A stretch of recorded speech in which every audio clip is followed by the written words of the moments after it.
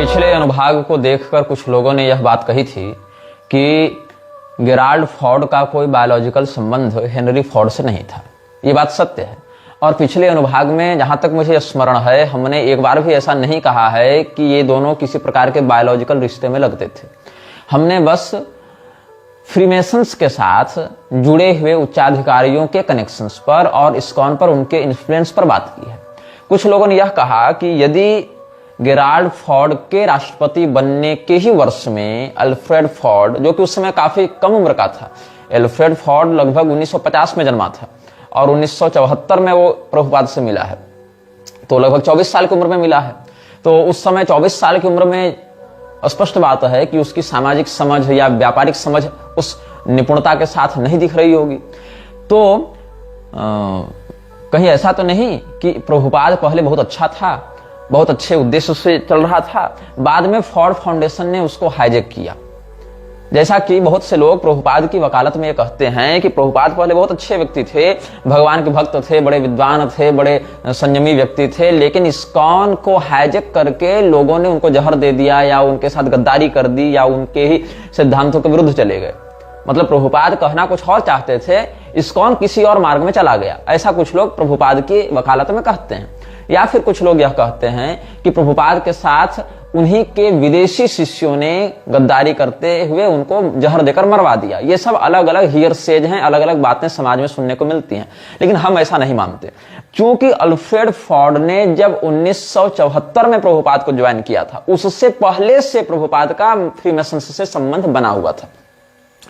जून 1972 में मेक्सिको के Masonic laws में प्रभुपाद ने व्याख्यान दिया था और इससे संबंधित चित्रादि हम पहले सार्वजनिक कर चुके हैं।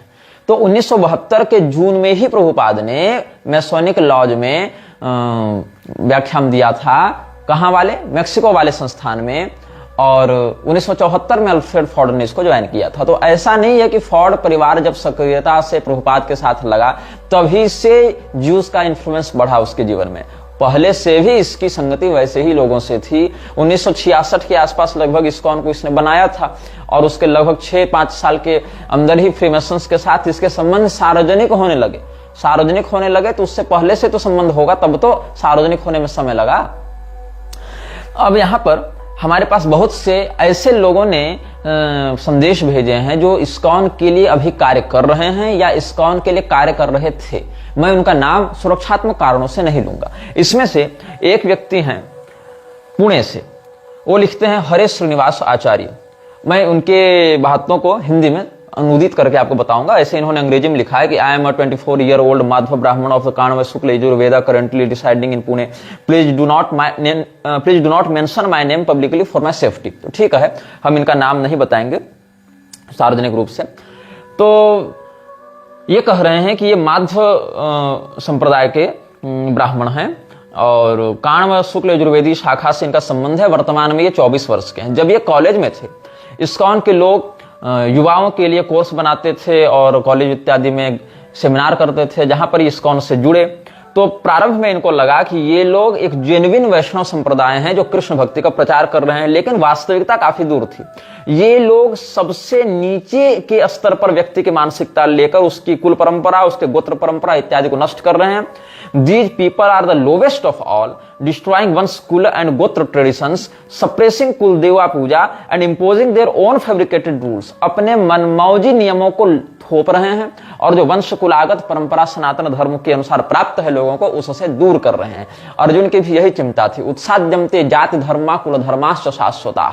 और दुर्भाग्य का विषय है कि जो व्यक्ति गीता को यथारूप एज इट इज प्रस्तुत करने का दावा करता है, उसी व्यक्ति ने स्वयं भी, उसके पूर्वजों ने भी और उसके अनुयायियों ने भी कुल धर्म जाति धर्म को नष्ट करने में ही पूरा का पूरा संसाधन और सामर्थ्य लगा रखा है। अब यथारूप गीता के पहले, मतलब मुख्य गीता भाग से पहले जो उपोद्घात प्रकरण प्रस्तावना इत्यादि होती है, वहां पर इस्कॉन वालों ने अपनी गुरु परंपरा दे रखी है। भगवान कृष्ण से प्रारंभ करते हैं, भगवान कृष्ण ब्रह्मा वैसे करते हुए ये लोग मध्वाचार्य जी के माध्यम से फिर यहाँ घुसते हैं और उधर भक्ति विनोद ठाकुर, भक्ति सिद्धांत सरस्वती गोस्वामी, फिर प्रभुपाद ये सब पर लेकर आते हैं। अब समस्या क्या है, बीच में चैतन्य महाप्रभु इत्यादि को भी इसने घुसाया है। अब समस्या क्या है कि मध्व संप्रदाय वाले स्वयं अपनी परंपरा भगवान कृष्ण से नहीं मानते हैं। मध्व संप्रदाय वाले स्वयं अपनी परंपरा भगवान विष्णु से मानते हैं। यद्यपि मैं आपको स्पष्ट कर दूं, तात्विक दृष्टि से जो भगवान कृष्ण हैं वही भगवान विष्णु हैं, वही भगवान राम हैं हमारे लिए। लेकिन जो अतिवादिता से ग्रस्त ये लोग हैं, ये एक और स्वयं को भगवान कृष्ण के बोनेफाइड लाइनेज में बताते हैं, दूसरी ओर बीच में मध्वाचार्य जी को भी घुसाते हैं। किंतु मध्वाचार्य जी की स्वयं की जो माध्व परंपरा वो वर्णित करते हैं या उनके अनुयायी वर्णित करते हैं, अपनी जो जिसको ब्रह्म संप्रदाय की परंपरा भी कहते हैं, वहां से भगवान नारायण से ब्रह्मा, ब्रह्मा के बाद ये अपने गुरुजनों का नाम लेते हैं। तो वहां भगवान कृष्ण को ये प्रधान संप्रदाय प्रवर्तकाचार्य के रूप में नहीं देखते हैं, वो भगवान विष्णु से ही लेते हैं वो लोग। यद्यपि अब अगर ये लोग कहेंगे कि जो भगवान कृष्ण है वही तो विष्णु हैं, तो ये बात तुमको तब क्यों नहीं समझ में आती जब भगवान कृष्ण की प्रशंसा करने के चक्कर में तुम लोगों ने अपनी ही गीता में और अपने ही भागवत टीकाओं में कितनी बार भगवान विष्णु की निंदा की है, कितनी बार भगवान विष्णु को नीचा दिखाया। तब ये बात तुमको क्यों याद नहीं आती है कि जो कृष्ण है वही विष्णु है? तब तो ये बात आनी चाहिए ना याद। तो भगवान कृष्ण से अपनी परंपरा दिखाते हैं, बीच में मध्वाचार्य जी को लेते हैं। लेकिन मध्वाचार्य जी तो वर्णाश्रम के प्रबल समर्थक थे। मध्वाचार्य जी तो श्रुति सिद्धांत का विरोध नहीं करना चाहते थे, उस प्रकार से उन्होंने श्रुति विरुद्ध कोई बात कहने का दुस्साहस नहीं किया है।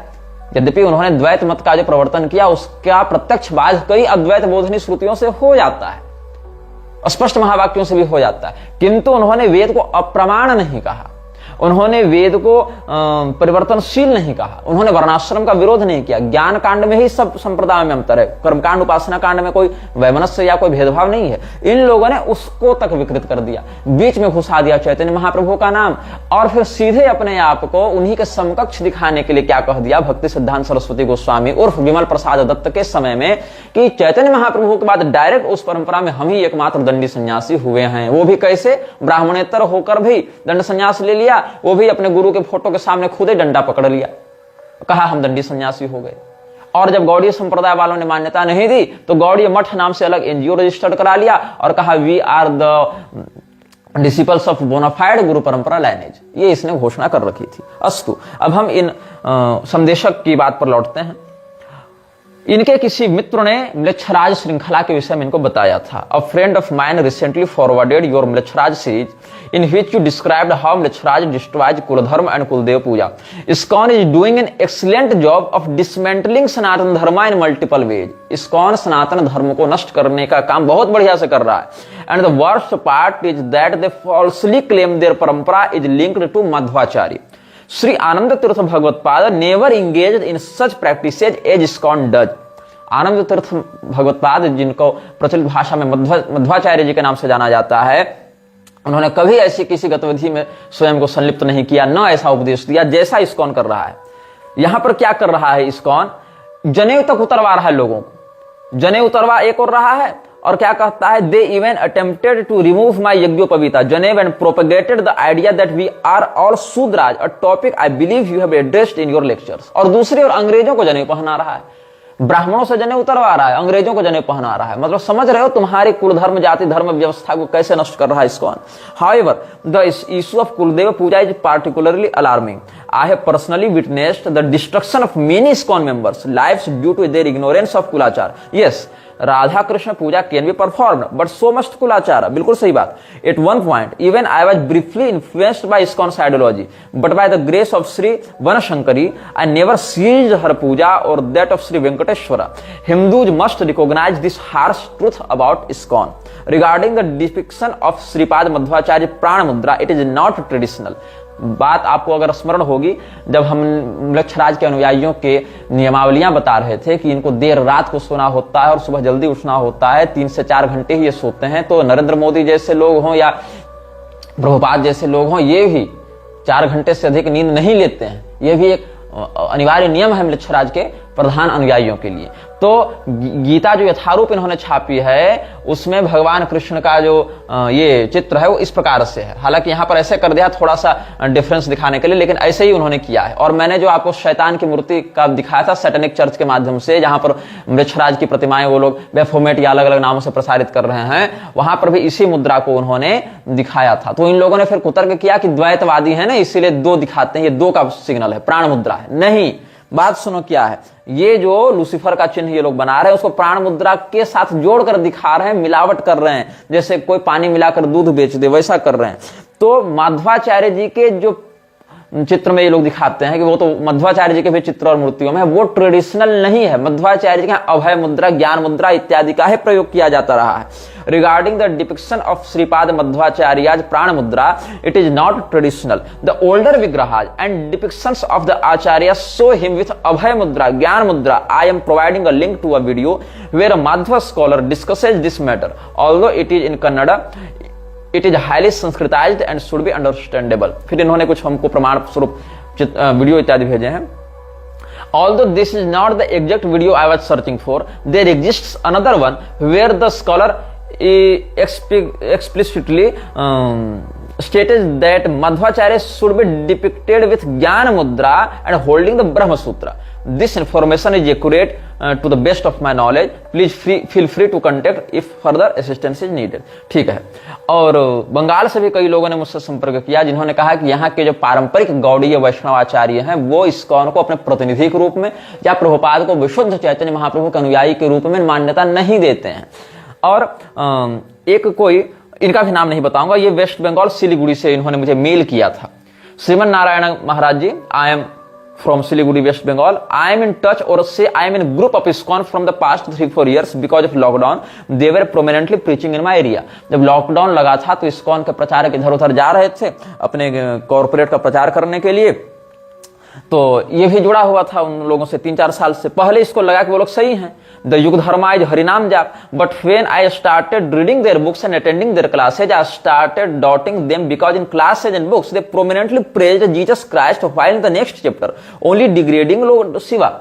क्या कहते हैं ये जो संदेशक हैं हमारे, वो कहते हैं कि हमने जब ISKCON को ज्वाइन किया था तो मुझे लगा ये तो अच्छी बात है, भगवान के नाम का संकीर्तन सिखा रहे हैं, लेकिन जब हम उनके क्लासेस ज्वाइन करने लगे और जब हम उनकी पुस्तकें पढ़ने लगे तो हम क्या देखते हैं कि वो भगवान नाम सिखाने के स्थान पर उसकी आड़ में जीसस क्राइस्ट की खूब प्रशंसा कर रहे हैं और अगले ही अध्याय में भगवान शिव को खूब भला बुरा कह रहे हैं।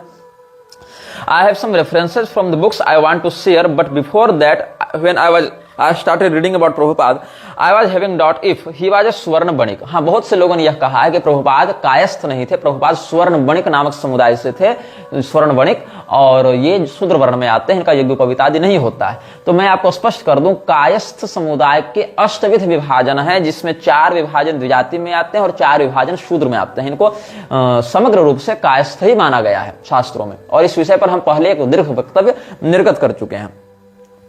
तो बृहद धर्म पुराण के अनुसार स्वर्ण वर्णिकों को शूद्र वर्ण में रखा गया है, लेकिन फिर भी प्रभुपाद यज्ञोपवीत पहने हुए रहता था, इस प्रकार से यहाँ दिखाया गया है। एक चित्र भी उन्होंने भेजा है प्रभुपाद का, जो कृष्णा.com से लिया गया है, बैक टू गॉड हेड, इस टाइटल से ये चित्र है, जहां प्रभुपाद किसी तीर्थ जल में, नदी में स्नान कर रहा है और जनेऊ भी पहना हुआ है। फिर ये क्या लिखते हैं, then I got to know that after the Harinam initiation they also give second initiation, the so-called Brahmanical initiation, where they give initiation to all kind of varnas and give them Gayatri mantra and Janev and tell them to chant it and say now you are Brahmin। अब ये लोग दूसरा fraud क्या कर रहे हैं कि ये हर जाति को पहले नाम संकीर्तन के बहाने अपने आप से जोड़ेंगे, फिर सबको जनेऊ दे देकर कहेंगे अब तुम ब्राह्मण हो गए, अब तुम गायत्री मंत्र जपो, अब तुम ब्राह्मण हो गए। इसकी क्या आवश्यकता है? ये कोई आवश्यकता नहीं। न चैतन्य महाप्रभु ने कभी ऐसा किया, न कभी मध्वाचार्य जी ने ऐसा किया, न भगवान कृष्ण ने ऐसा करने कहा, लेकिन फिर भी ये लोग ऐसा पाखंड इन्हीं तीनों महाविभूतियों के नाम पर, परब्रह्म और उनके अनन्यभूत उपासकों के नाम पर कर रहे हैं, और अंग्रेजों को भी, स्त्रियों को भी सब ऐसा कर रहे हैं। Like in the following picture, Prabhupada giving Brahmanical initiation to one foreigner and his wife। एक अंग्रेजन को, विदेशी को और उसकी पत्नी को प्रभुपाद जनेऊ दे रहा है और उसको गायत्री मंत्र सिखा रहा है। और इतना ही नहीं, Srila Prabhupada wore 3 times 3 threads when he was placed in samadhi. Other Vaishnavas in Gaudiya tradition wear 6 single threads to signify the 6 Goswamis. From this we can conclude that the exact number of threads is ultimately not so important. While Sri Prabhupada liked us to learn more about our Vaishnava culture, he didn't like it if we got too caught up in the fine details. The main point is to worship Krishna, and acceptance of the sacred thread is a major step forward in that process. अगर केवल नाम संकीर्तन को तुम लोग महत्व देते हो तो फिर जनेऊ इत्यादि का क्यों तुम प्रयोग कर रहे हो? वो भी श्रुति विरुद्ध जाकर, वेद विरुद्ध जाकर, मर्यादा विरुद्ध जाकर। और अगर यही सब करना है तो विधि पूर्वक करो, उसमें तो तुम ही कट जाओगे, क्योंकि तब तो तुम खुद ही जनेऊ के अधिकारी नहीं रहोगे। तब तुम स्वयं ब्राह्मणत्व के लिए स्वयं को दावा के रूप में प्रस्तुत नहीं कर सकते हो। स्वयं व्यासपीठ पर बैठोगे तो भगा दिए जाओगे वहां से। लेकिन प्रभुपाद को व्यासपीठ पर भी कब्जा करना था, जनेऊ पर भी कब्जा करना था, स्वयं को ब्राह्मण के रूप में दिखाना भी था और स्मार्त ब्राह्मणों का विरोध भी करना था। मतलब इसको ब्राह्मण के रूप में स्वयं को प्रतिष्ठित करना है, लेकिन जो परंपरागत विशुद्ध असली ब्राह्मण है उनको गाली भी देना है, ताकि अपने नकली ब्राह्मण को असली रूप में बेचा जा सके। ये इसका एक फॉल्सहुड था। अब as given on their website here, they say that the number of threads isn't important. The Brahma Granthi they don't know, then how they are giving the initiation Narayana knows. जब इनको पता ही नहीं कि जनेऊ में धागा कितना हो रहा है, जनेऊ में ग्रंथि कैसे लगनी है, तो कौन सी दीक्षा देते हैं जनेऊ पहना कर और किस प्रकार से ब्राह्मण सिद्ध करते हैं, भगवान ही जाने। अब एलन गिन्सबर्ग का एक हम यहाँ पर आपको उदाहरण देना चाहेंगे। एलन गिन्सबर्ग कौन है, इसके विषय में आप विकिपीडिया में पढ़ सकते हैं। एलन जो गिन्सबर्ग है, इसका जन्म हुआ था जून 3, 1926 में। इसका नाम था Irwin Allen Ginsberg. New York New Jersey US में इसका जन्म हुआ था और ये 70 साल की उम्र में मरा। 5 अप्रैल 1997 को न्यूयॉर्क में ही मरा। और इसने क्या किया, ये एक अमेरिकी लेखक और कवि रहा है और ये सार्वजनिक रूप से LGBTQ जो समलैंगिक संस्थाएं हैं उनका समर्थक रहा है। और एलन गिन्सबर्ग जो है वो प्रभुपाद का खुलेआम समर्थक या अनुयायी रहा है। You can find this on the Wikipedia page and he openly fights for the gay rights throughout his life. Ginsberg and his beat comrades were active in the fight for gay rights, civil rights, religious freedom and non violence as an alternative to war. अच्छा, ये स्वयं भी गे ही था, समलैंगिक ही था। क्या होता है, भक्ति वेदांत स्वामी का विषय यहां पर वर्णन किया जा रहा है। On January 17, 1967 Ginsburg helped plan and organize a reception for Bhaktivedanta Swami at San Francisco International Airport, where 50 to 100 hippies greeted the Swami, chanting Hare Krishna in the airport lounge with flowers in hands. To further support and promote Bhaktivedanta Swami's message and chanting in San Francisco, Allen Ginsberg agreed to attend the मंत्र rock dance. मतलब ये मंत्र rock dance, अब rock music बजा बजा कर ये लोग मंत्र का उच्चारण करेंगे। और after learning that A.C. Bhaktivedanta Swami Prabhupada, the founder of Hare Krishna movement in Western world, has rented a storefront in New York, he befriended him, visiting him often and suggesting publishers for his books, and a fruitful relationship began. पहले तो ये कृष्णा आंदोलन से जुड़ा हुआ था, उसके बाद ये प्रभुपाद से जुड़ा। This relationship is documented by Satsvarupa Das Goswami in his biological account Srila Prabhupada Lilamrita. Srila Prabhupada Lilamrita जिसकी रचना की है सतस्वरूप दास गोस्वामी, उसने इस बात का वर्णन किया है। Even in his official music poster, Allen Ginsberg's name was written next to Prabhupada. उसके बाद एक और व्यक्ति है जिसका नाम है जॉर्ज हैरिसन। जॉर्ज हैरिसन भी एक म्यूजिशियन, सिंगर, सॉन्ग था और ये लीड गिटारिस्ट था जो प्रसिद्ध म्यूजिक बैंड था बीटल्स, उसके अंतर्गत। उसने इस्कॉन को खूब प्रमोट किया। आपको अगर स्मरण होगा पिछले अनुभागों की बातों का, तो महेश योगी के साथ भी बीटल्स के निकट संबंधों पर हमने चर्चा की है। बल्कि वहां पर हरिद्वार ऋषिकेश में तो बीटल्स आश्रम ही नाम रख दिया गया उसके संस्थान का। तो क्या हुआ, who achieved fame as the lead guitarist of the famous music band Beatles. He promoted ISKCON by visiting, being in touch and making song albums for them, and he wrote the foreword for Krishna book of ISKCON. But ISKCON has strict rules for smoking, then also being for ISKCON. George Harrison was a daily smoker. As written in the Wikipedia, he also died because of that. ये सब बात है। फिर child abuse वाला भी है। Prabhupada directed his disciples to train children in boarding school called Gurukulas, where they would receive education from spiritual leaders. However, as reported by sociologist of religion E. Burke Rochford, through mismanagement, these schools became like orphanages. After Prabhupada's departure, it came to light that physical and sexual abuse occurred within these schools due to lack of oversight, as stated in Wikipedia. Child abuse is also there. I am 18 years old, but 3 years ago when I was in ISKCON, I also experienced somewhat of child abuse, but I immediately handled it. जिसने मुझे संदेश भेजा उस व्यक्ति ने भी यह दावा किया है कि वो भी स्वयं ISKCON से जुड़ने के बाद चाइल्ड एब्यूज, सेक्सुअल एब्यूज का शिकार रहा है, लेकिन फिर भी ये किसी प्रकार से मैनेज कर लिया। और इसी प्रकार से इसमें बहुत कंट्रोवर्शियल बात है, बहुत सारे केस मुकदमे भी ISKCON पर चल रहे हैं। $400 मिलियन का जुर्माना लगाया गया था बच्चों का यौन शोषण करने के आरोप में। गायों की तस्करी के ऊपर भी ISKCON के ऊपर कई सारे केस मुकदमे हुए हैं कि ये लोग अपनी गौशालाओं से मरी गायों को, बूढ़ी गायों को या जो दूध नहीं देते ऐसी गायों को कतलखाने में बेच देते हैं और उनके नाम पर भक्तों से डोनेशन लेते हैं। बहुत सारी बातें हैं और इन सारी बातों में बहुत से आरोप लगते रहते हैं। ये सब न्यायपालिका में विषय चल रहा है, तो हम उन बातों पर अधिक चिंतन नहीं करेंगे क्योंकि ये सब बातें आप न्यूज आर्टिकल्स से भी जान सकते हैं। हम उन बातों पर चिंतन करेंगे कि प्रभुपाद जो है उसने कैसे भगवान की भक्ति की आड़ में म्लेच्छत्व का प्रचार किया। प्रभुपाद की एक पुस्तक है प्रभुपाद के सिद्धांतों पर आधारित, हरिनाम जप की महिमा।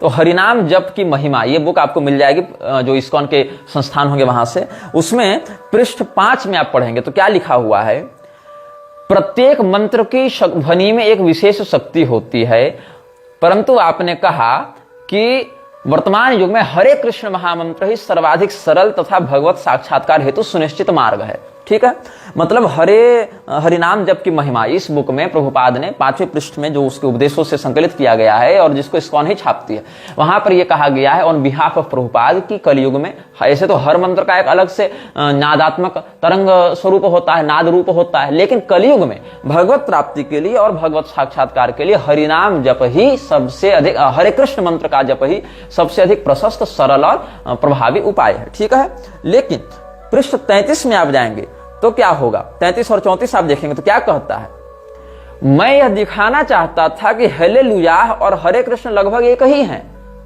मतलब नमः शिवाय और हरे कृष्ण अलग हैं, नमः चंडिकाय और हरे कृष्ण अलग हैं, श्री राम जय जय राम और हरे कृष्ण अलग हैं, क्योंकि नमः शिवाय जपोगे तो मोक्ष नहीं होगा इनके अनुसार, नमः चंडिकाय कहोगे तो दुर्गा जी मोक्ष नहीं देंगी इनके अनुसार, श्री राम जय जय राम कहोगे तब भी मोक्ष नहीं होगा इनके अनुसार, लेकिन हेलेलुया करोगे तो हो जाएगा क्योंकि हेलेलुया और हरे कृष्ण एक हैं, ऐसा इसके अनुसार। अच्छा आगे क्या है, मैं यह दिखाना चाहता था कि हेलेलुया और हरे कृष्ण लगभग एक ही हैं। लगभग शब्द का प्रयोग किया है, लेकिन यह लगभग भी छलावा वाला लगभग है क्योंकि आगे कन्फर्म किया है।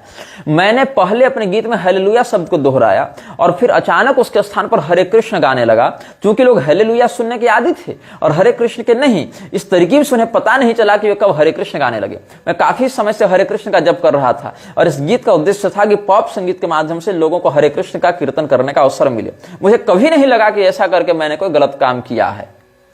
आगे देखिए अगले पृष्ठ में मुकुंद और जॉर्ज ये सब की जब बात हो रही है तो कहता क्या है, हमें आपका गीत बहुत अच्छा लग रहा था परंतु अचानक वो हरे कृष्ण कहां से आ गया। मतलब ईसाई लोग जब सुन रहे थे हेलेलुया वाला तो कहा आज तक किसी ईसाई ने भी नकारात्मक प्रतिक्रिया नहीं भेजी।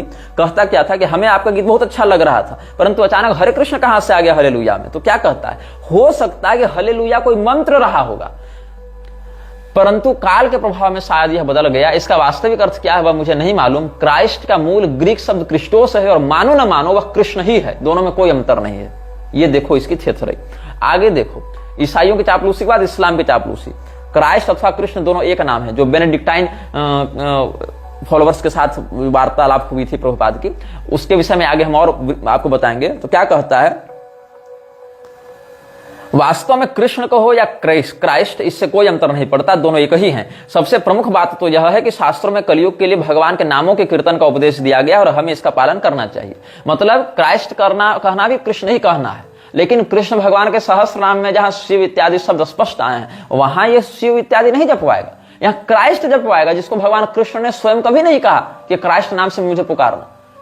लेकिन ये जो है वो क्राइस्ट कहवाएगा और ये कहेगा कि तुम मानो न मानो एक ही बात है।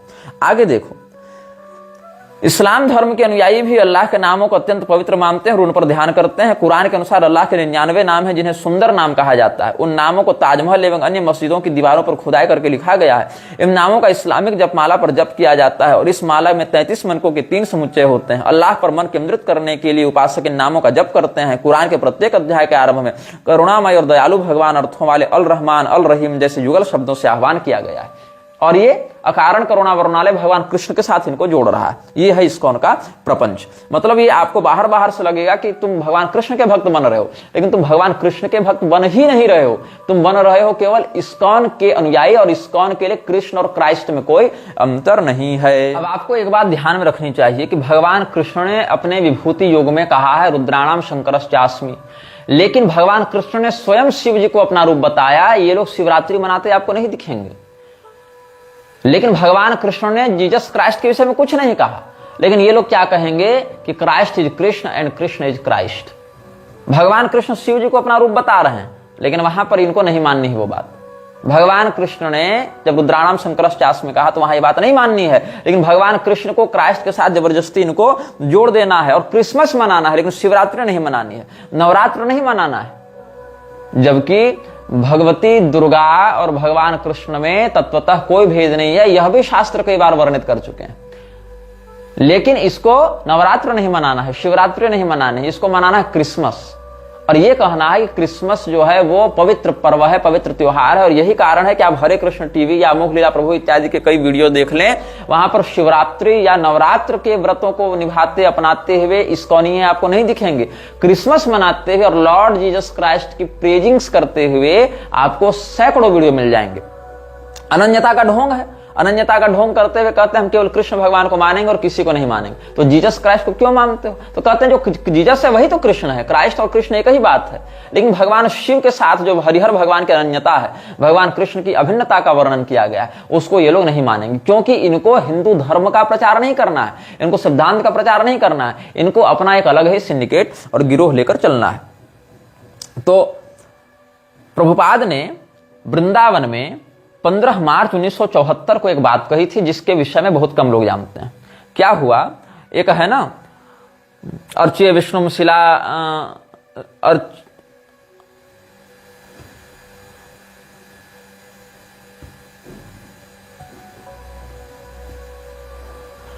अर्च्य विष्णु शिलाधिर गुरु सुनरमतिर वैष्णवे जाति बुद्धि, ये सब जो बातें हैं वहां पर उसी प्रसंग में एक निताई नाम का इसका चेला था। तो निताई को ये पद्म पुराण से कुछ श्लोक पढ़ा रहा था और कहा कि जो विष्णु से रहित है वो नारकी होता है। ये सब नारकी इत्यादि विषय में चर्चा चल रही थी। तो क्या कहा प्रभुपाद ने? प्रभुपाद की इस बात को बहुत गंभीरता से सुनना और समझने का प्रयास करना। प्रभुपाद कहता है when it will teach military art with tilak soldier will Hare Krishna Hare Krishna Hare Krishna. We want that. हम लोग को ऐसे सैनिक बनाने हैं जो हरे कृष्ण हरे कृष्ण हरे कृष्ण कहते हुए आगे बढ़े। You maintain this idea, is it not good? अपने शिष्य से पूछा तुमको मेरी बात अच्छी नहीं लगी क्या? बोले हाँ प्रभुपाद बिल्कुल अच्छी लगी। हृदयानंद भी बैठा था, वो कहता यस प्रभुपाद। प्रभुपाद का यह संवाद वृंदावन में हुआ था 15 मार्च 1974 ईस्वी को। डेट और लोकेशन दोनों बता रहा हूं। फिर प्रभुपाद क्या कह रहा है? When there will be military march of Krishna consciousness soldiers, anyone who does not believe in Krishna, blame. मतलब हरे कृष्ण कहते हुए जब हम लोग सैन्य अभियान करेंगे और कृष्ण चेतना से युक्त सैनिक हमारे चलेंगे, तो जो भी व्यक्ति कृष्ण पर विश्वास नहीं करता उसको काट दिया जाएगा, उसका माथा काट दिया जाएगा। अब कृष्ण पर विश्वास करने का अर्थ ये नहीं कि आप कृष्ण पर विश्वास शंकराचार्य के मत से करें, कृष्ण पर विश्वास आप रामानुजाचार्य के मत से करें। कृष्ण पर विश्वास करने का अर्थ है इस्कॉन जिस प्रकार से कृष्ण की बात कर रहा है वैसे कृष्ण को मानो जो जीसस क्राइस्ट से अभिन्न हुए चल रहे हैं। ऐसे कृष्ण को मानना है तुमको। अगर तुम कहोगे हाँ हम कृष्ण भगवान को बिल्कुल मानते हैं, लेकिन हम राम जी को ही मानते हैं, हम शिव जी को ही मानते हैं, तो बोलेगा नहीं तब तुम असली वाले नहीं मान रहे हो, यथारूप वाले नहीं मान रहे हो। यथारूप वाले ओरिजिनल बोनाफाइड गुरु परंपरा वाले हम हैं, इसलिए हम जैसे कह रहे हैं वैसे मानो, नहीं तो माथा काट दिया जाएगा। ये षड्यंत्र है इस्कॉन का कि अपने जो कल्ट है, अपने कल्ट के अतिरिक्त अगर कोई व्यक्ति कृष्ण को भी पूज रहा है लेकिन क्राइस्ट से जोड़कर नहीं पूज रहा है तो उसको मार दिया जाए, क्योंकि बार बार ईसा मसीह को कृष्ण से अभिन्न दिखा कर प्रभुपाद ने कहा है कि अगर कोई कृष्ण को मानता है तो क्राइस्ट को भी मानना पड़ेगा। ये जोड़कर दिखा रहे हैं ये लोग। आगे इसके सारे प्रमाण इस अनुभाग और आगे के अनुभाग में हम देते जाएंगे। मेरी कही बात के एक एक लाइन को याद रखिएगा, एक एक पंक्ति को याद रखिएगा। और कहो कि ये तो धर्म युद्ध होगा, तो नहीं, राम जी के सारे भक्त मार दिए जाएंगे, दुर्गा जी के सारे उपासक मार दिए जाएंगे, गणपति भगवान, सूर्य देव, विष्णु भगवान के भी उपासक मार दिए जाएंगे, क्योंकि ये लोग कृष्ण भगवान को सुप्रीम डायटी मानते हैं और विष्णु भगवान को उनके नीचे मानते हैं। ये लोग अभेद नहीं देख पाते कृष्ण और विष्णु में, और भगवान कृष्ण की सर्वोच्चता भी इस्कॉन की माइंडसेट, इस्कॉन वाले चश्मे से मानते हैं, न कि ये शास्त्रीय रूप में मानते हैं। तो यहां पर क्या कहता है, when there will be a military march of Krishna consciousness soldiers, anyone who does not believe in Krishna, blame. Yes, the same process as the Mohammedans did with sword and Quran, we will have to do that. वही पद्धति हम अपनाएंगे जो कुरान के साथ इस्लाम ने अपनाया। जब मुसलमानों ने हाथ में कुरान और तलवार लेकर इस्लाम के विरोधियों का माथा काटना आरंभ किया, वैसे ही हम भी हर उस व्यक्ति का माथा कटना वैसे ही शैली में आरंभ करेंगे जैसे हर कृष्ण विरोधी का, मतलब जो कृष्ण को मेरे मापदंडों के आधार पर नहीं मानता उसको मारेंगे। और पूछेंगे, do you believe in Krishna और not? No sir, blam, finished. और फिर हंसता है ये, laughter, Prabhupada laughs, what do you think Madhudvisha Maharaj, is that all right? Madhudvisha Maharaj से पूछता, आप क्या कहते हैं, ये ठीक है? बोले यस यस, ये ठीक है। और फिर कहते हैं हम लोग कम्युनिस्ट के खिलाफ लड़ेंगे। कैसे? What this communist can do, we can do better than them, we can kill many communists like that, then it will be counter action of communist movement, and you think like that, why are you sitting idly, no employment, come on the field, take this plot, take this bull, go on working, why are you sitting idly? This is Krishna consciousness movement, nobody should be allowed to sit down and sleep। ये पूरे के पूरे corporate गुलाम को तैयार करेंगे। कोई अगर बैठा हुआ है अपने घर में, नहीं तुम बैठो मत, बैठा क्यों है जी, तुम उठो बाहर, ये हल लो, ये बैल लो, जाकर खेत जोतो और हरे कृष्ण चिल्लाओ। लेकिन अगर तुम दुर्गा जी को उपासना कर रहे हो तो मार दिए जाओगे। अगर तुम कहोगे हाँ हम कृष्ण भगवान को मानेंगे लेकिन अपने घर में हम बैठकर हरि भजन करेंगे, तो नहीं, तुम सारा काम करो, तुम हमारे लिए खेती करो, हमारे लिए नौकरी करो और हमारे दिए मंत्र को जपो और हमारे अनुसार उपासना करो। देख रहे हो कैसे ये कॉर्पोरेट का गुलाम बनाना चाहता था प्रभुपाद। मतलब अगर तुम दुर्गा जी की आराधना करते हो तो मार दिए जाओगे, तुमको केवल कृष्ण भगवान की आराधना करनी है। अगर तुम कृष्ण भगवान की आराधना सर्वदेव समभाव से करते हो तो मार दिए जाओगे। तुमको कृष्ण भगवान की आराधना उस रूप में करनी है जिस रूप में इस्कॉन प्रस्तुत कर रहा है, क्राइस्ट से अभिन्न रूप में, और उस रूप में भी तुम घर में बैठकर आराधना नहीं कर सकते हो। तुमको इस्कॉन के अभियानों के लिए गुलामी करनी पड़ेगी, काम करना पड़ेगा। ये इसका मोटो है। और उसके बाद ये कोई भी वर्ण कोई भी अपना सकता है लेकिन हमारे लिए काम करेगा। They must find out some employment, either work as Brahmin or as क्षत्रिय और एज वैश्य, ये सब कह रहा है।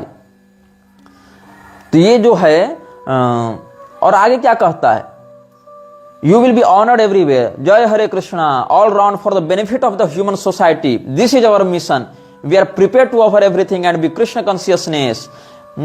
और क्या कहता है, वर्णाश्रम धर्म यही है कि तुम मेरे लिए काम करो और जिस जिस काम को हम कर रहे हैं वैसे तुम ब्राह्मण बन जाओ, वैसे क्षत्रिय बन जाओ, वैसे वैसे बन जाओ। ये कह रहा है।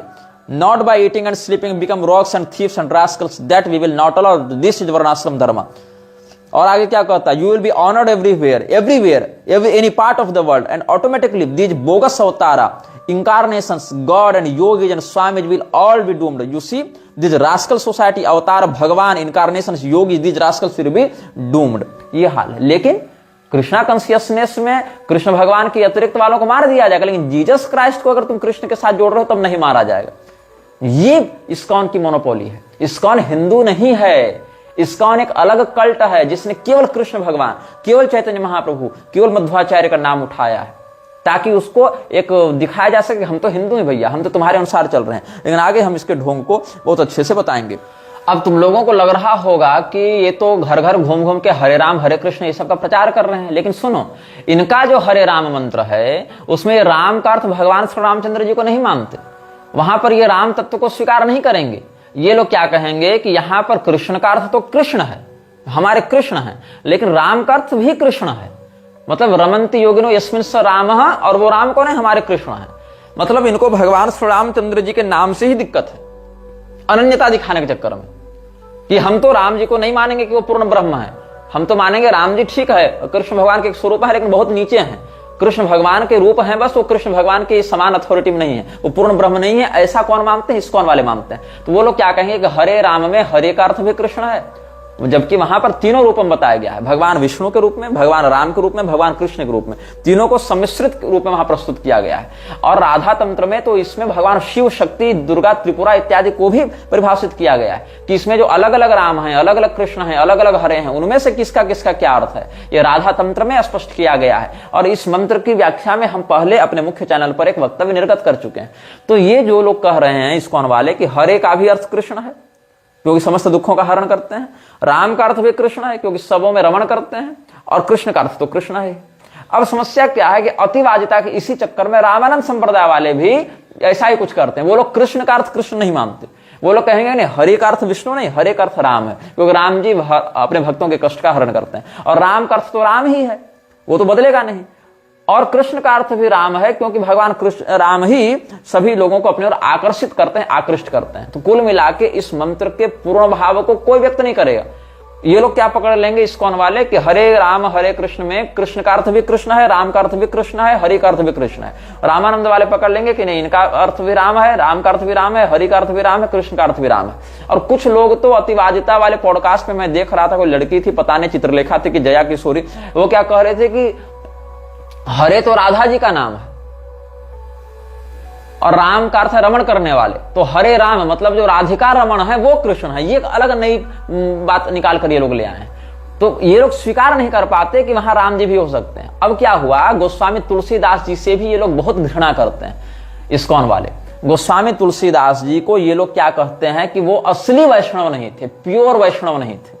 गोस्वामी तुलसीदास जी भगवान शिव की भी स्तुति में लिखे हैं ना, गणपति जी की स्तुति में भी लिखे हैं। तो ये लोग कहते हैं नहीं वो असली वैष्णव नहीं है, वो मायावादी टच में आ गए थे ना, इसलिए बोनाफाइड ट्रू वैष्णव नहीं है। और यही कारण है कि ये लोग कभी भी रामचरितमानस का प्रचार नहीं करते हैं।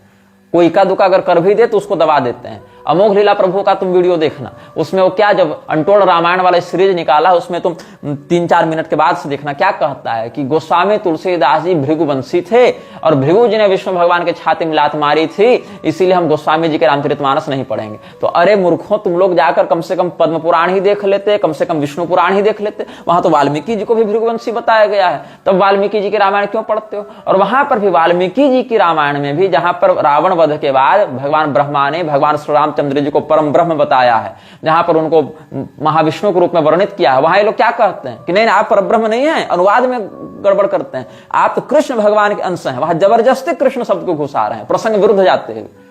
तो ये सब संक्रमण करते हुए धर्म ग्रंथों को अपने आगोश में ले रहे हैं। तो ये सब वैष्णव नहीं है विशुद्ध रूप से।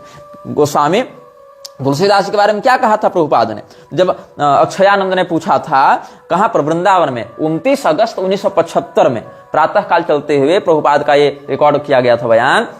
गोस्वामी तुलसीदास का अपमान किया था। जब पूछता है अक्षयानंद कि श्रील प्रभुपाद तुलसीदास टीचिंग बोनाफाइड, क्या तुलसीदास की उपदेश वास्तविक हैं, ओरिजिनल हैं, विशुद्ध हैं? बोला नहीं, he is not pure Vaishnava, he has got Mayavadi touch. मतलब प्रभुपाद के अनुसार तुलसीदास जी विशुद्ध वैष्णव नहीं थे, ये विशुद्ध वैष्णव है। इसके लिए पैगंबर विशुद्ध वैष्णव था।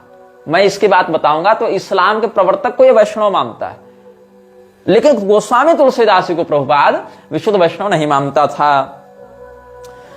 और भगवान महादेव ने इन लोगों के बारे में क्या कहा? भगवान महादेव कौन है? परम वैष्णव है, वैष्णवानाम यथा शंभु। भगवान महादेव से अधिक बोनाफाइड वैष्णव कोई नहीं हो सकता। महिषमर्दनी तंत्र में उन्होंने क्या कहा है? आत्मानं वैष्णवं मत्वा अधमा भारते कलौ कंठे कंठे तथा कर्णे कंठे तथा हस्ते हृदये नगनंदिनी विधृत्य तुलसी माला तिलकम हरिमंदिरम गृहिणीयुर हरिनामानि सुस्वराणि गृहे गृहे अन्नस्य संचयं कुर्युः पाखंडा मानवाधमा तेषां पापं महेशानि वर्णितुं नैव शक्यते स्वधर्म निरतो भूत्वा हरिर्नाम वदेद्यदि तदा पापान्यशेषाणि नाशयत्येव निश्चितं विहाय संध्यां गायत्रीं हरिर्नाम स्मरेद्यदि यान्यक्षराणि नाम्न्येव वसन्ति च सुस्मृते तावत् संख्यान्यनेकानि पापानि च पदे पदे अन्नं जलं तथा पुष्पं यद्दत्तं विष्णवे प्रिये अन्नं विष्ठासमं तस्य जलं मूत्रसमं स्मृतं गेहे गेहे महेशानि वैष्णवी वैष्णवा जनाः शंकरा वैष्णवा यत्र स्वदेशः पतितः सदा। हे पार्वती, कली काल में भारतवर्ष में अधम व्यक्तिगण अपने को वैष्णव मानकर कान में, कंठ में, हाथ में और हृदय में तुलसी की माला, तिलक और हरि मंदिर धारण करके घर घर मधुर स्वर से हरिनाम ग्रहण का गान करते हैं। और उद्देश्य क्या होता है? ऐसे पाखंडी मानवाधम हरिनाम गान करके अन्न और का संचय, भिक्षा इत्यादि करते रहते हैं। उन लोगों के पाप का मैं वर्णन भी नहीं कर सकता। स्वधर्म परायण होकर यदि कोई व्यक्ति हरिनाम का उच्चारण करता है तब उसी समय में वह निश्चय ही अपने बहुत प्रकार के पापों का नष्ट कर देता है। संध्या, गायत्री इत्यादि का परित्याग करके अगर कोई हरिनाम का स्मरण करता है तो हे शुचिस्मिते, उस नाम में जितने अक्षर रहते हैं जन्म जन्म में उसको उतना संख्यक बहुपाप भोगना पड़ता है। अन्न, जल, पुष्प जो विष्णु को अर्पित होता है, ऐसे मतलब पाखंडी धर्म वैष्णव के द्वारा दिया गया अन्न विष्ठा तुल्य है, जल मूत्र तुल्य कहा गया है। घर घर में यहाँ वैष्णव लोग विद्यमान हो गए हैं, लेकिन जिस धर्म देश में संकर वैष्णव वास करता है, मतलब नकली वैष्णव, बनावटी, वो देश सर्वदा पतित है। ऐसा भगवान महादेव जो परम वैष्णव हैं, जो शास्त्र सिद्ध वैष्णव हैं, उन्होंने ऐसे पाखंडियों के विषय में सतर्क किया था। तो जैसे चापलूसी करते हुए एक व्यक्ति ने क्या लिख दिया था कि नधर तुम ललाटे त्रपंते सुपुंड्रम शिखाम निर्भयम हिंदवो धारयंती मुदा राम रामेति संकीर्तयंती प्रजा मोदी राज्य सुराज्य सुपूज्य। किसी चापलूस ने लिखा था, कौन लिखा था तुम लोग पता कर लेना, कि अब हम लोग को ललाट में पुंड्र धारण करने में लज्जा नहीं आती, सभी हिंदू निर्भय होकर शिखा धारण कर रहे हैं, राम नाम का खूब प्रशंसा, खूब निर्भयता पूर्वक कीर्तन कर रहे हैं, और मोदी जी के राज में पूरी प्रजा आनंद से है। चापलूसी में कह दिया था। बाकी नरेंद्र मोदी और राहुल गांधी और कांग्रेस और भाजपा और ये सब लोकतंत्र के सिंडिकेट के ऊपर भी बहुत विस्तृत श्रृंखला इसी मृक्षराज सीरीज के अंतर्गत आप सबों को हम बताएंगे। प्रभुपाद के विषय में कहा जाता है कि प्रभुपाद जो है अपने जवानी में ही कृष्ण कॉन्शियसनेस को फैलाने लगा था, और विदेश में जाकर इसने हिंदू धर्म का प्रचार किया, विदेश में जाकर इसने कृष्ण भक्ति का प्रचार किया। जबकि सत्य क्या है, इसका गुरु जो था भक्ति सिद्धांत, वो पहले ही भारत में 60 से अधिक सेंटर्स गौड़ीय मठ के खोल चुका था, और जर्मनी, इंग्लैंड इत्यादि में भी वो सेंटर्स खोल चुका था। मतलब प्रभुपाद बिल्कुल सिरे से नए से जाकर शुरुआत नहीं करता है। और ये क्या कहता है विकिपीडिया इत्यादि में इसके विषय में जो बातें लोग प्रचारित कर रहे हैं, कहते हैं in his old age at 69 he journeyed in 1965 from Kolkata to New York City on a cargo ship taking with him little more than a few trunk of books he knew no one in America. वाह, ये America में किसी को नहीं जानता था, जबकि गौड़ीय मठ वाले ही कितना विदेश में प्रचार कर चुके थे इसके जाने से पहले, लेकिन इसके अनुसार ये किसी को नहीं जानता था। मतलब इससे चमत्कार हो गया, और इसको सब लोग सीधे फ्रीमेसन्स वाले मिल गए और सीधे इसको अपने यहाँ बुलाकर प्रवचन करा लिया, और इससे दीक्षा भी ले ली, और इसको लाखों करोड़ों का अनुदान भी दे दिया। ये इससे दावा किया है।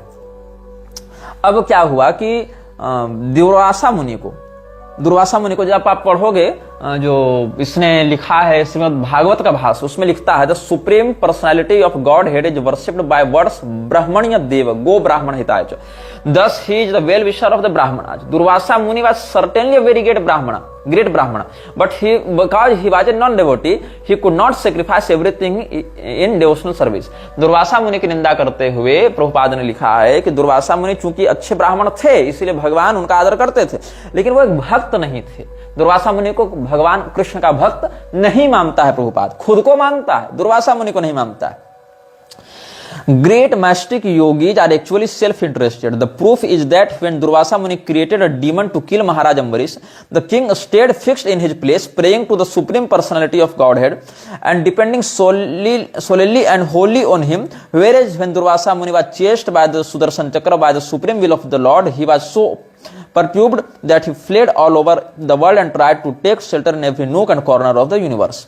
मतलब अम्बरीश वाले प्रकरण को लेकर प्रभुपाद ने कहा है कि दुर्वासा मुनि भक्त नहीं थे, उन्होंने भक्त अम्बरीश पर आक्रमण किया था, और इसी के कारण सुदर्शन चक्र ने उनको दौड़ाया और वो भागे फिरे। भागवत महापुराण में ये कथा बहुत संक्षेप में वर्णित है।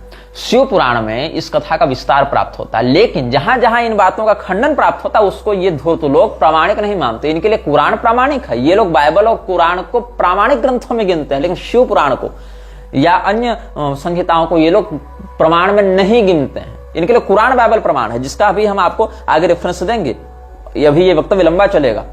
तो शिव पुराण में वर्णन है कि दुर्वासा मुनि अम्बरीश जी की भक्ति के महात्म्य को प्रकाशित करना चाहते थे, इसीलिए उन्होंने ऐसी लीला की थी, और इस बात का वहीं पर वर्णन मिलता है। जहां पर आकाशवाणी होती है अम्बरीश के समक्ष कि दुर्वासा मुनि साक्षात शिव स्वरूप हैं और तुम्हारी भक्ति के महात्म को प्रकाशित करने के लिए दुर्वासा मुनि ने तुम्हारे साथ यह लीला की है, ताकि अम्बरीश के महात्म को लोग जान सकें। ये बात वहां पर है। तो इसने क्या कहा था कि दुर्वासा मुनि, प्रभुपाद ने कहा था दुर्वासा मुनि वाज ए नॉन डेवोटी, भगवान के भक्त नहीं है, ज्ञानी है, ब्राह्मण है लेकिन भक्त नहीं है। जबकि भगवान महादेव ने ब्रह्म वैवर्त पुराण के प्रकृति खंड में, अब ब्रह्म वैवर्त पुराण को तो ये तामसी पुराण में गिनेंगे नहीं जहां तक मेरी जानकारी, क्योंकि कृष्ण भगवान का बहुत दिव्य चरित्र वहां वर्णित है। तो यहां पर भगवान महादेव ने ब्रह्म वैवर्त पुराण के प्रकृति खंड में भगवत भक्तों की गणना करते हुए कुछ लोगों के नाम बताए हैं जो कृष्ण भगवान के परम भक्त माने गए। उनमें कौन कौन है? अहम ब्रह्मा च विष्णुश्च धर्मो नमतश्च कश्यपः कपिलश्च कुमारश्च नर नारायण वृषि स्वयंभुव मनुश्चैव प्रहरादश्च महापराशरः भृगुः शुक्रश्च दुर्वासा वसिष्ठः क्रतुरंगिराः बलिश्च बालखिल्याश्च वरुणश्च हुतासनः वायु सूर्यश्च गरुड़ो दक्षो गणपति स्वयं एते परा भक्तवराः कृष्णस्य परमात्मनः। इसमें कौन कौन है? पहले तो ब्रह्मा विष्णु महेश ये त्रिदेव हो गए। धर्म शेषनाग कश्यप कपिल सनत कुमार नर नारायण स्वयंभू मनु प्रहलाद जी पराशर मुनि भृगु शुक्राचार्य दुर्वासा मुनि वशिष्ठ क्रतु अंगिरा बलि वाल्खिल्य ऋषि वरुण अग्नि वायु सूर्य गरुड़ दक्ष प्रजापति और भगवान गणेश, ये सब भगवान कृष्ण के परम भक्त हैं। ये भगवान महादेव ने ब्रह्म वैवर्त पुराण के प्रकृति खंड में बताया। यहां कहीं प्रभुपाद का नाम है? नहीं। उसके बाप दादा पुरखे खानदान कहीं किसी का नाम है? नहीं। लेकिन यहां दुर्वासा मुनि का नाम है। तो शास्त्रों में दुर्वासा मुनि को भगवान कृष्ण का परम भक्त बताया गया, प्रभुपाद जैसे लोगों को नहीं बताया गया है जो हालेलुया और हरे कृष्ण को एक मानते हैं। शास्त्र तो दुर्वासा मुनि को बता रहे हैं परम वैष्णव, परम भक्त भगवान कृष्ण के। लेकिन दुर्वासा मुनि कौन थे? प्रभुपाद की दृष्टि में अभक्त थे। तुलसीदास गोस्वामी जी कौन थे? मायावादी टच के कारण प्योर वैष्णव नहीं थे, ऐसा प्रभुपाद कहता है। He is not pure Vaishnava, he has got Mayavadi touch, ये कह रहा है प्रभुपाद। तो प्रभुपाद की बहुत सी बातें हैं जो हम उसी के ग्रंथों से, उसी के प्रवचनों से आपको पढ़कर बताएंगे। और प्रभुपाद के बहुत से लेक्चर्स हमने इन्हीं कानों से सुने हैं, देखे हैं उनके वीडियोज, और फिर आपको हम बताएंगे कि कैसे यह व्यक्ति भगवान कृष्ण की आड़ में केवल एक कल्ट चला रहा है और कैसे इसके अनुयायी हिंदू धर्म की दुर्गति करने पर तुले हुए हैं। यह वीडियो जल्द ही हटा दिया जा सकता है। कृपया थर्ड पार्टी एप्स का उपयोग करके डाउनलोड करें। आप इस वीडियो को अपने चैनल पर फिर से अपलोड भी कर सकते हैं।